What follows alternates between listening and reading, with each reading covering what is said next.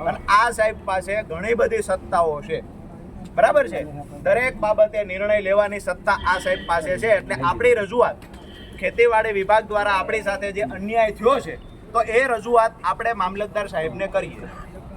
સાહેબ પણ સારી વાત એ છે કે સાહેબ ખેડૂતના દીકરા છે એટલે આપણી લાગણી માંગણી સમજ છે, આવી અપેક્ષા રાખીએ છીએ. સાહેબ પાસે માહિતી વિશેષ એટલે નથી કે સાહેબ એવું કહે છે કે હું ગઈકાલે જ આવ્યો છું એટલે આપણે પૂછ્યું કે હું રોકાવાના તો છો ને, સાહેબ કહે છે કે હા રોકાવાના.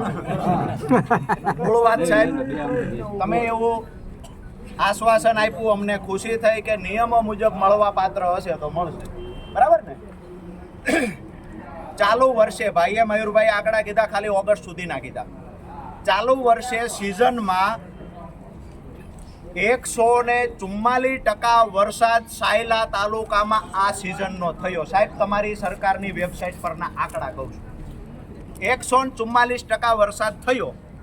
બાજુનો તાલુકો લીંબડી, ચાલુ સિઝનનો 81% વરસાદ થયો.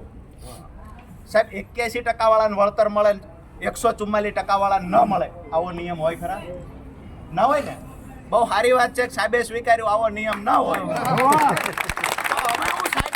માંગુ છું કે લીંબડીના ખેડૂતોને પૂરતું નહીં પણ અધૂરું વળતર લીંબડીના ખેડૂતોને મળ્યું છે. જ્યાં 81% વરસાદ હતો, 144% વાળા સાયલા તાલુકાના ખેડૂતનો શું વાક છે? મળવું જોઈએ કે ના મળવું જોઈએ? સાહેબે સ્વીકાર્યું કે મળવું જોઈએ. એટલે કદાચ સાહેબ તો પ્રમાણિક છે, આ ખુરશી પ્રમાણિક હશે, પણ કોઈકે તો ગોલમાલ કરી છે. અહીંયા મીડિયાના માધ્યમથી આંકડાઓ આપું આપને. 144% વરસાદ સિઝનનો સાયલા તાલુકાનો, 145% વરસાદ સિઝનનો ચોટીલા તાલુકાનો, તેમ છતાંય 81% વરસાદ સિઝનનો જ્યાં લીંબડી છે ત્યાં ખેડૂતોને પૂરતા પ્રમાણમાં ત્યાંય નથી મળ્યું.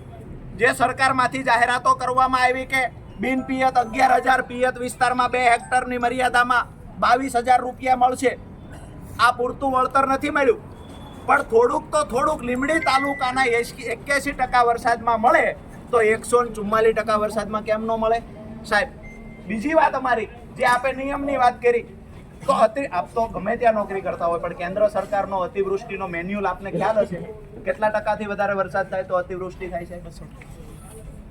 કઈ નહીં હાલે બીના સાહેબ, હું રાજનીતિ છોડ દો, 200% હોય તો. શું કામ પણ સાહેબ નથી ખબર તો સ્વીકારો ને, નથી ખબર કેન્દ્ર સરકારનો 2016નો મેન્યુઅલ અને ત્યાર પછી નવો 2021-22માં 21-22માં બીજી વખત મેન્યુઅલ બનાવ્યો.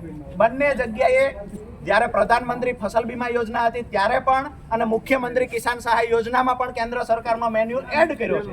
બંને જગ્યાએ 120% કરતાં વધારે વરસાદ જો સિઝનનો થાય તો એને અતિવૃષ્ટિના મેન્યુઅલ પ્રમાણે ગણી અને ખેડૂતને સહાય ચૂકવવી જોઈએ. આ કેન્દ્ર સરકારની ગાઈડલાઈન છે.